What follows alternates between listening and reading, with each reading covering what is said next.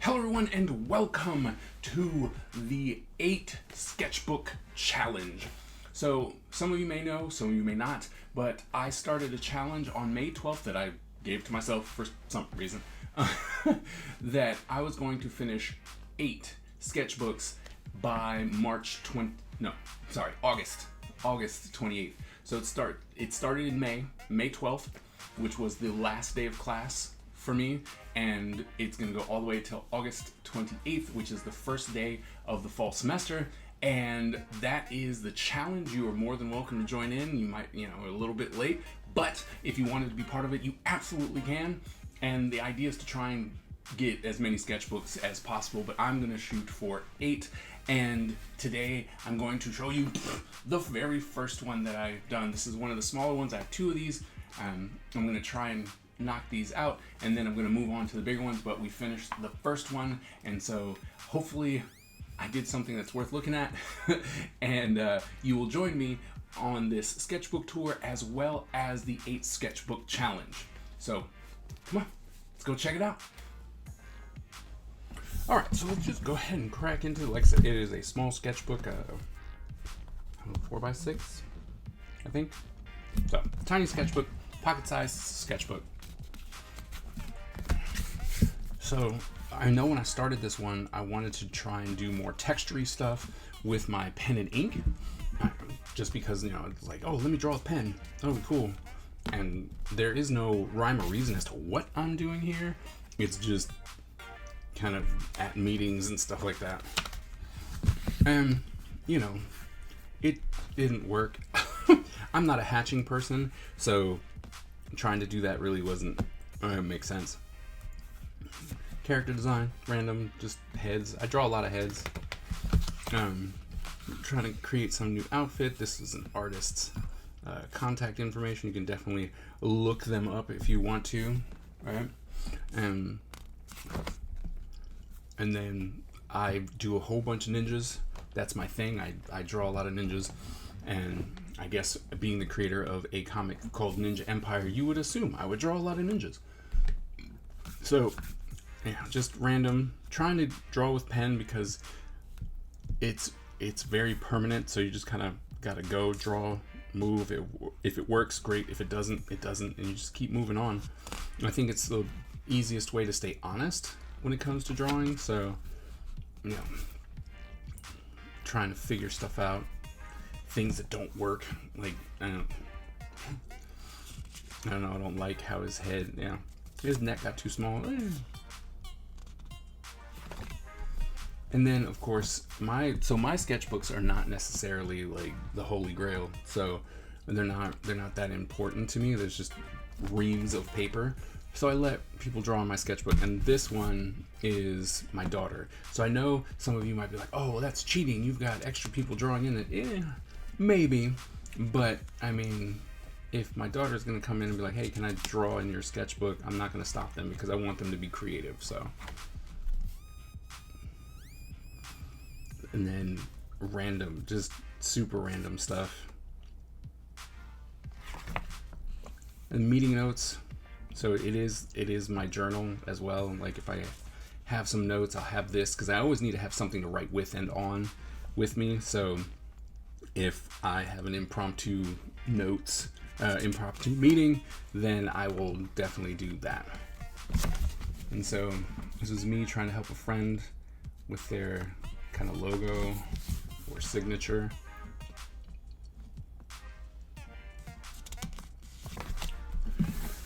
And then we get right back to, what I like to do, world building and stuff like that for Ninja Empire. So just different weapons, seeing which one I might give it character here or there.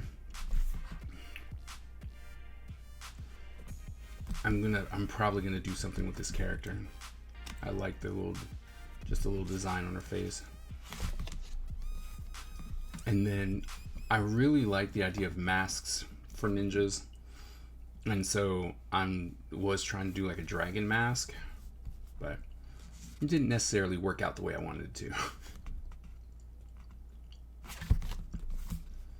And like I said, they masks. So I always try and design some masks. The masks are important in the Ninja Empire, so you know. So that's why you'll see a lot of mask designs, trying to figure out what to do with my masks and stuff. So since I am moving into the world of only doing Ninja Empire stuff, I still want to have something that will draw a lot of people's attention. And so what I've done is I've started ninjafying existing comics. So I did a Ghost Rider, and this one was my Cyclops, which I thought turned out pretty cool. And I'm just going to go through all of my sketch covers and just ninjafy them out. That way people who know X-Men and Spider-Man and all that kind of good stuff, they can get that kick, but also with ninjas. So I stay on brand. Designing ninjas, redesigning the same ninja, right? So this was my wife. And then just some head designs. Not anyone in particular, just because sometimes drawing this and then it'll kick in. You're like, oh wow, that's really cool. I like that. I'm gonna do this character from that. And one of the cool things is that profile shots actually give you a lot of information. So if you come back here, right, with this kind of torso profile, relatively easy to draw, and yet there's so much information here that I've actually started opting to do this as my brainstorming, not trying to do full figures and worry about all kinds of anatomy and stuff like that. I just do these profiles, either profile heads or these torsos, and then once I have a character where I'm like, oh yeah, there's enough information here, I like the way that they look and stuff like that, then I'll draw a full character design. Weapons. Someone asked me to just draw a weapon at the restaurant we were at, so I decided to do that. This character is pretty interesting to me. I'm probably going to make her into something. I like the fact that her hair is coming out of the mask and all that kind of good stuff. Sometimes I draw relatively interesting or boring superheroes. I guess it's your call on that one. But my wife drew the heart on it, so it's Heartman, I guess. Always trying to create characters, different characters, see which ones will stick, which ones don't, you know. So as you can see, we see her again. So, and then here, like I said, this is my sketchbook is my notebook. So anytime I have an idea for toys or games or anything like that, just scribble it down.